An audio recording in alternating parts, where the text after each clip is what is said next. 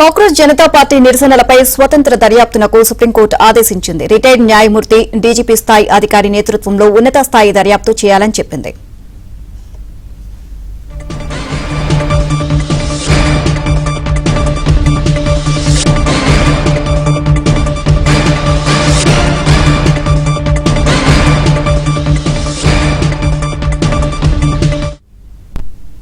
Congress Janata party నిరసనలపై స్వతంత్ర దర్యాప్తునకు supreme court ఆదేశించింది. Retired న్యాయమూర్తి డీజీపీ స్థాయి అధికారి నేతృత్వంలో ఉన్నత స్థాయి దర్యాప్తు చేయాలని చెప్పింది.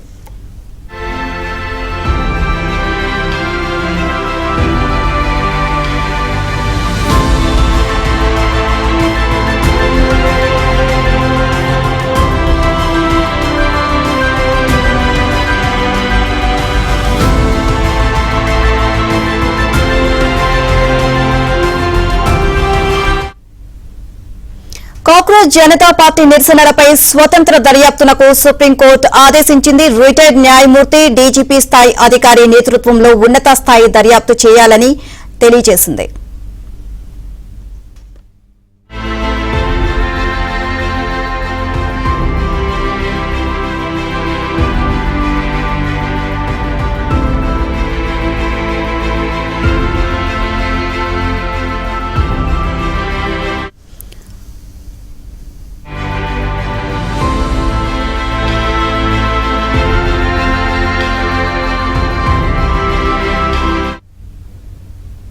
కాంగ్రెస్ జనతా పార్టీ నిరసనలపై స్వతంత్ర దర్యాప్తునకు సుప్రీంకోర్టు ఆదేశించింది. రిటైర్డ్ న్యాయమూర్తి డీజీపీ స్థాయి అధికారి నేతృత్వంలో ఉన్నత స్థాయి దర్యాప్తు చేయాలని చెప్పింది. ఇదే అంశానికి సంబంధించి మరిన్ని అప్డేట్స్ మా ఢిల్లీ కరెస్పాండెంట్ సతీష్ నాయుడు తెలుసుకుందాం. సతీష్, బీజేపీ నిరసనలపై స్వతంత్ర దర్యాప్తుకు సుప్రీంకోర్టు ఆదేశాలు జారీ చేసింది. రిటైర్డ్ న్యాయమూర్తి అదేవిధంగా డీజీపీ నేతృత్వంలో ఉన్నత స్థాయి దర్యాప్తు చేపట్టాల్సిందిగా కూడా స్పష్టమైన ఆదేశాలను జారీ చేసింది. అయితే ఇక దీంట్లో సీజీకి సంబంధించిన అంశంలో రిటైర్డ్ న్యాయమూర్తిగా ఎవరు ఉండబోతున్నారో, అదేవిధంగా డీజీపీ స్థాయి అధికారి డీజీపీ నేతృత్వంలో ఉన్నత స్థాయి ఉండాలి కాబట్టి అందులో ఏ అధికారి పేరు ఉండబోతున్నారో కూడా కొంత చూడాల్సి ఉంటుంది. దాదాపు 30,000 మంది సంబంధించి ఈ ధర్నాలో ఆందోళనలో పాల్గొన్నారు. ఆ సందర్భంలో చంద్రబాబు హింస కావచ్చు, మొత్తం 240 మంది పోలీసులకు గాయాలైనట్టు, మొత్తం 5,000 మందితో ఎప్పటికప్పుడు పహారా నిర్వహించినట్టు కూడా ఈ రోజు సుప్రీంకోర్టుకు ప్రధానంగా ఢిల్లీ పోలీసులు కొంత అఫిడవిట్ ని దాఖలు చేస్తారు. అఫిడవిట్ లో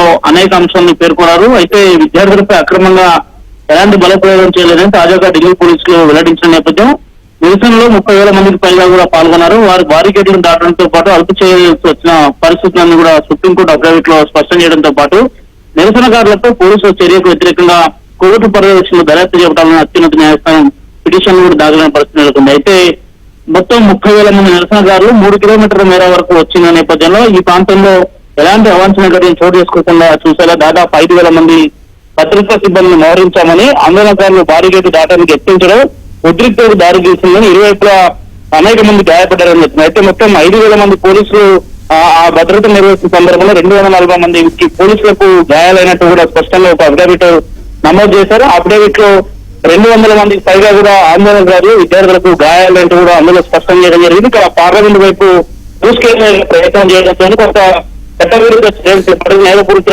చరిత్ర కలిగిన దాదాపు 2,400 మందికి పైగా కూడా నేర చరిత్రను కూడా గుర్తించామని చెప్తున్నారు. మరోవైపు